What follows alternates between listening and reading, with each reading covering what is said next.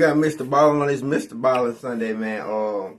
Before I go ahead and get started, I'm gonna tell y'all right now, it's gonna be some, a couple of things that, you feel me, that I'm changing up on this channel. You feel me? It's gonna be a lot of things that they're gonna be get changed up. After all that monetization stuff over with, it's a lot of things. So I want y'all to keep that in mind. With that being said, we got Mr. Ballin on this Mr. Ballin Sunday, and let's go ahead and get into it, man.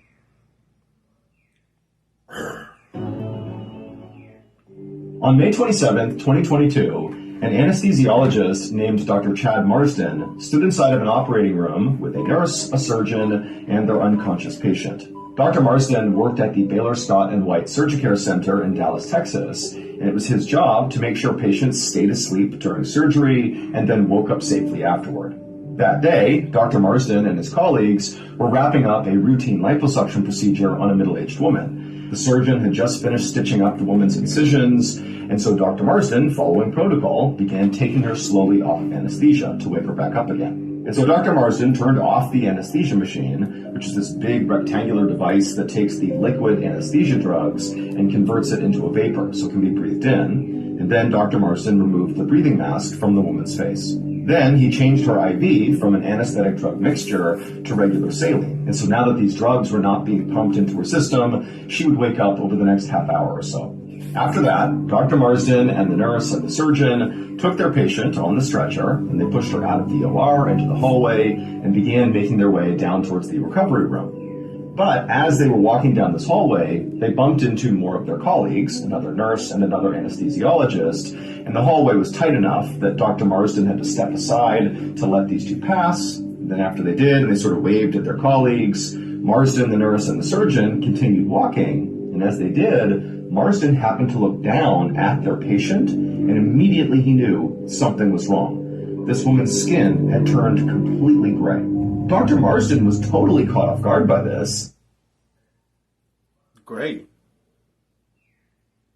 He looked at her vital sign monitor and saw that her blood pressure, which just moments ago had been normal, was now dangerously high. And then, as he's staring at her monitor, her blood pressure plummeted. And then also her oxygen levels fell. And then she began foaming at the mouth. It was clear this woman was going into cardiac arrest, which meant if they didn't act quickly, her heart was going to stop. Now, Dr. Marsden, again, is sort of in shock at how quickly this is happening. But he just jumped into protocol. He began giving the woman chest compressions to make sure blood was flowing to her heart. Meanwhile, the surgeon administered oxygen and blood pressure medication, and the nurse called for an ambulance. The reason she had to call for an ambulance is because the Surgicare Center was not equipped to handle medical emergencies. It was only for scheduled surgeries. And so if there was a medical emergency, all they could do was just stabilize the patient until paramedics arrived. And that's exactly what Dr. Marsden, the nurse, and the surgeon did. They got this woman stable, and then just a minute later, two paramedics came running down the hallway. They took possession of the patient, they put her onto their stretcher, out the door they went, they put her in the back of the ambulance, and they sped off to the local hospital. As Dr. Marsden watched the ambulance disappear down the road, he knew his patient was now in good hands, but he was still very shaken by the whole experience. Because this type of emergency, somebody going into unexplained sudden cardiac arrest following a totally routine surgery, was extremely rare. Meaning, for this to happen even just once over the course of somebody's medical career, to have witnessed something like that, was very rare. But for Dr. Marsden, this was not the first time he had seen this. In fact, literally the day before, a different patient at the Surgicare Center had also gone into sudden, unexplained cardiac arrest following their routine procedure. So, as Dr. Marsden went back inside and began heading upstairs to the hospital administrator's office to tell them about this latest emergency, he kept thinking to himself how crazy it was that he had just witnessed these two unexplained sudden cardiac arrests basically back to back. But Dr. Marsden just thought to himself, hopefully this is just a really bad coincidence. Listen, in 2024, we're not overdrafting no more. If you didn't know, Clio is a cash advance app where you can get up to The Surgicare Ain't no such thing as bad coincidence. Center's administrator was a woman named Ashley Burks. And when she heard about this second unexplained cardiac arrest, she knew she had to call a staff meeting. And so that evening, she, along with Dr. Marsden and over 24 other medical staff, doctors, nurses, other anesthesiologists, they met in this conference room in the back of the building. And once everybody was assembled, Ashley began by updating everyone on the 2 patient emergencies, and she said they had stabilized and they'd be okay. But Ashley then said what everybody in the room was thinking, which is sudden unexplained cardiac arrest is so rare, we can't just treat these things like coincidence. I ain't gonna lie. Like something specifically must have caused these incidents, and we need to figure out what that thing was. Now, it was possible that the cause or causes behind these incidents were quite simple. Ashley said to the group, the first thing she did was she looked at the 2 patients' files to see if they had specific drug allergies or medical risk factors that might have been overlooked by staff. But when she looked at their files, neither patient had those risk factors or allergies, so that couldn't have been it. Ashley said she also looked for just a common thread between these 2 incidents. Like, were the patients doing something similar? Were they in for similar reasons? Were they in the same room? But no, they were in different operating rooms, going through different procedures with different medical teams. And so there was no obvious common thread between the 2 incidents. So Ashley said to the group that the only reasonable explanation that she could think of, at least at this point, was that perhaps the equipment in the Surgicare Center had malfunctioned. And so what she was going to do, out of an abundance of caution, was just begin testing all of the equipment in the building. And so Ashley told the group that in the meantime, while she was doing that, the rest of the staff should be extra attentive to their patients and also be on the lookout for potential problems with hospital equipment. Ashley watched the medical staff all nod their heads in agreement and begin sort of talking to each other, and then she thanked them all for being there and told them they could leave. 3 weeks later, on the afternoon of June 22nd, Ashley stood outside the OR in the hallway looking through a cabinet that contained surgical drugs. Ashley was still trying to find a connection between those 2 sudden cardiac arrests. She'd already checked all the Surgicare Center's equipment, from the anesthesia machines to the vital sign monitors to the breathing tubes, and everything was in perfect working condition. And so now, checking these drugs inside of this cabinet was sort of like her last resort. She'd printed out a list of recent drug recalls and was now comparing that list against all of the drugs inside of this cabinet. And so one by one, she was reading a drug and checking the date on it and comparing it with her list to make sure, they were not carrying recalled drugs still. But after going through dozens and dozens of bottles, there was nothing in their cabinet that was on the recall list. So Ashley still just did not have an answer for why those 2 cardiac emergencies had happened. However, since that staff meeting 3 weeks earlier, the Surgicare Center had not had another cardiac emergency. And so Ashley was thinking to herself, maybe, despite not knowing how this happened, these troubles are in the past. Ashley shut the drug cabinet and walked down the hallway towards the break room to grab her. Is the people good? Is that good? But the moment she walked inside, she saw a group of her colleagues sitting around a table looking very upset. In fact, some people were visibly crying. And so Ashley walked up to them and said, "Hey, what's going on?" And a nurse told her that one of their colleagues, an anesthesiologist named Dr. Melanie Kaspar, was dead.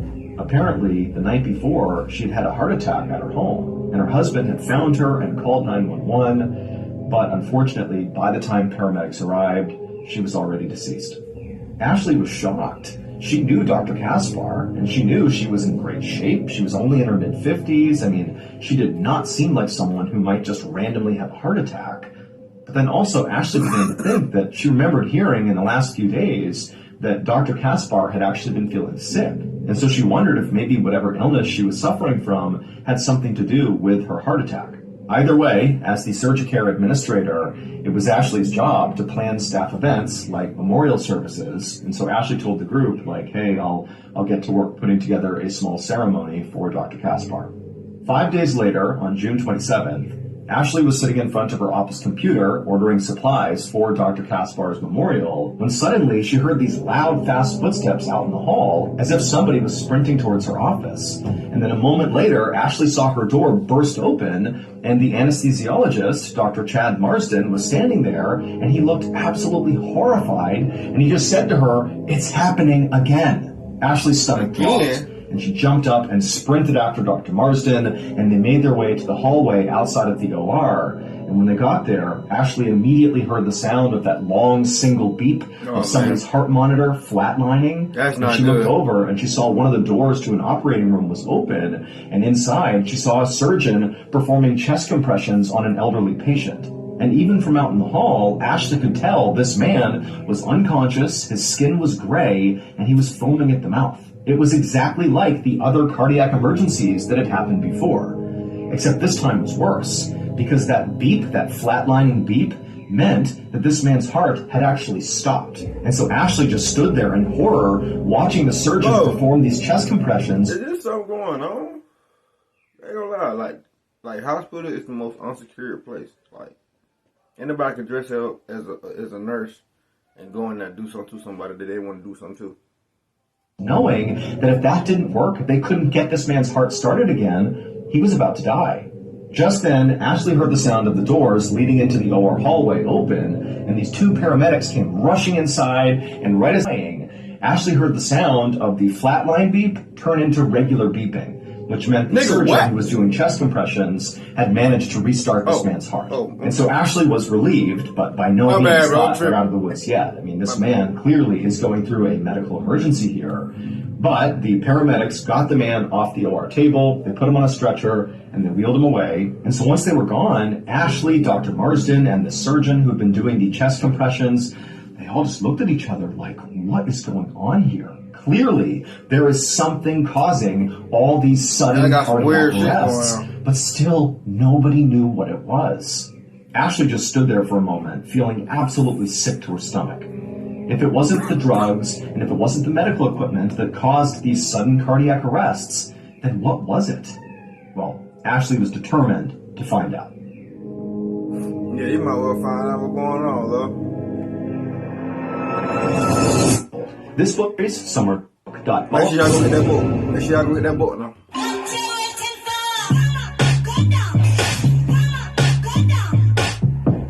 They let y'all feel like my friend recently asked me for some money, and I was like, why aren't you using Empower? When I get cash and my paycheck is gone, I just... Y'all look, I ain't feel like... Over the next 2 months, Ashley interviewed and observed every single employee of the Surge Care Center to make sure they really were following their protocol absolutely to a T. And one after another, through her research, she discovered that they all worked. They were doing exactly what they were supposed to be doing. So the cardiac arrests could not be chalked up to faulty equipment, recalled drugs, or human error. As in trying to cover the cardiac emergencies kept on happening at the Surgicare Center. There were 3 incidents in July and 4 more incidents in the first 3 weeks of August. And so in total, that made 10 patients at the Surgicare Center who had all gone into sudden unexplained cardiac arrest. Oh, hell None of them had died, but Ashley knew a few of them had been left with permanent heart damage. People were getting seriously injured on her watch. And she felt like, she can't figure out what's going on here. And so it's just a matter of time until somebody does die from one of these cardiac emergencies. And so she was feeling completely overwhelmed and stressed out and desperate. Until August 24th, when 2 things happened in quick succession. First, in the morning of August 24th, Ashley received a phone call from an officer at the Dallas Police Department. And they told her that the autopsy had been completed on Dr. Melanie Kaspar, the anesthesiologist who had died back in June from a heart attack. And this police officer thought that Ashley really needed to know that her heart attack had not been natural. It was actually caused by an overdose of a drug. I was just gonna say, this whole story don't sound right. I ain't gonna lie. Something going on. Called bupivacaine. So Ashley knew what bupivacaine was. It was a drug that was basically only used in surgical anesthesia. But Ashley had never heard of anybody abusing this drug or overdosing on it because bupivacaine does not make you high like morphine or fentanyl does. It's closer to Novocaine. It's like a numbing agent. And so Ashley told the officer how weird it was, the idea that she had died of an overdose of bupivacaine, of all drugs. And the officer agreed with her. But regardless, he thought Ashley should know because he thought it was possible that Dr. Kaspar had gotten the bupivacaine from the Surgicare Center. And so feeling totally confused, Ashley thanked the officer for telling her, then they hung up, and then Ashley walked to the OR hallway to check the drug cabinet where drugs like bupivacaine were stored. But as soon as she entered that hallway, the second thing happened that day. Ashley heard chaos break out inside of an operating room where she knew an 18-year-old boy was undergoing what should have been a routine sinus surgery. And so she watched helplessly as the doors flung open and a nurse came running out into the hall to call an ambulance. And then inside the room, Ashley saw an anesthesiologist performing chest compressions on this boy, and another doctor was administering oxygen and blood pressure medication. It was the same nightmare playing out now for an 11th time. Bro. But this time, after the EMTs wheeled this boy away to be driven off to the local hospital, Ashley was so desperate to That's 9 people, bro. figure out what was going on here that she just couldn't wait. And so she rounded up a couple of hospital staffers that were nearby, and they went into that operating room, and they checked the medical equipment, they checked the drugs that had been used, they searched the floor for anything that might have had something to do with this. I mean, they even searched the trash can. And in the trash, Ashley found something that the second she saw it, it made her blood run cold. She couldn't believe somebody would do something this awful, or why they would do this. And so she took the thing she found in the trash, and she ran out of the operating room and upstairs to call the police. Minutes later, 2 police officers arrived at the Surgicare Center, and they saw what Ashley had found in the trash. And when they looked at it, they knew they had a very serious situation on their hands. And so right away, they roped off the operating room where this 18-year-old boy had been, and they began looking for evidence inside of there. And then also, they began reviewing the security camera footage from the OR hallway. And as they reviewed this footage, they would find something truly chilling going on in that hallway that totally explained all of the sudden cardiac arrests that have been happening inside the Surgicare Center. This is what they saw on the clearest piece. A hospital employee is seen walking down the OR hallway carrying a stack of papers under his arm. He walks past a couple of his colleagues, and he arrives in front of this big metallic device that sort of looks like a refrigerator, and he opens it up, he reaches inside, and he pulls out a saline IV bag. Now, when he does this, nobody else in the hallway bats an eye, because this is a totally normal thing to do. That metal device was a warming machine where saline IV bags were stored to be used during or after surgeries. At any given point, this warmer would contain a few dozen IV bags, and whenever it got low, certain staff members would restock it. But the police watched this footage over and over again, and they saw this employee who walks up to the warmer was not just carrying a stack of papers. He was also hiding something within those papers, his own saline IV bag. And so before this man takes out an IV bag from the warmer, he takes this hidden one and places it in the warmer as well. So he's basically swapped one for one. And this was absolutely bizarre because it was not his job to be restocking the warmer. He shouldn't have been putting anything inside of the warmer. And so about 30 minutes after this employee has placed his own IV bag inside of the warmer, a nurse comes out of the OR, walks down the hallway, opens up the warmer, takes one of the warmed up IV bags, carries it down the hall, goes back into the OR, and minutes later, her patient goes into cardiac arrest. It would turn out that nurse had inadvertently grabbed the saline bag that the male employee had secretly placed just minutes before. And she didn't know that that saline bag is what caused the cardiac arrest. Nobody knew until days later when Ashley is so desperate to figure out why all these patients are going into cardiac arrest that she began searching through the trash, and she would find an empty IV bag, and she would see very clearly there was a little puncture on it, just big enough for a needle. And so after seeing this security footage, the police analyzed that empty IV bag that Ashley... I knew there was something suspicious going on, bro. I ain't gonna lie. After he said it was 4 more patients after the 3, and then old girl with the heart attack too. I was gonna pause it, but I was like, I'm gonna go and let him talk it out. But it found in the trash with a puncture on it to see exactly what was in that IV. It went into the 18-year-old who also went into cardiac arrest. And inside, they found a combination of 3 drugs that when combined are like a biological bomb that will send somebody into cardiac arrest within minutes. They were lidocaine, which is an anesthetic, epinephrine, which is basically pure adrenaline, and crucially, the 3rd drug found was bupivacaine, the anesthetic that Dr. Melanie Kaspar had overdosed on, which caused her to die of a heart attack. And this discovery meant that Dr. Kaspar's death was almost certainly connected to these poisoned IV bags. In the few days before Dr. Kaspar's death, she had been feeling sick and dehydrated. And on the day of her death, she was feeling so unwell at work that, unbeknownst to any of her colleagues, she had taken a saline IV bag from that warmer and brought it home with her to rehydrate herself. But unfortunately, the one that she grabbed was one of the poisoned ones. When paramedics arrived at Dr. Kaspar's home, they found her still with the IV needle in her arm. But at the time, nobody connected her death with all of the cardiac emergencies at the Surgicare Center. Well, nobody except for the employee who was actually poisoning the IV bags. Yeah. That employee was an anesthesiologist, but it was not Dr. Chad Marsden. It was the person that Dr. Marsden had to get out of the way for in the hallway that first time his patient had gone into cardiac arrest. The man who was doing the tampering was Dr. Reynaldo Ortiz.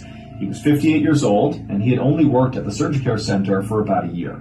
And he had flown mostly under the radar there until May 19th of 2022, which was about a week before the sudden, unexplained cardiac arrests had begun at the Surgicare Center. On that day, on May 19th, Dr. Ortiz had allowed one of his patients to stop breathing, nearly killing the patient. And so as a result of that incident,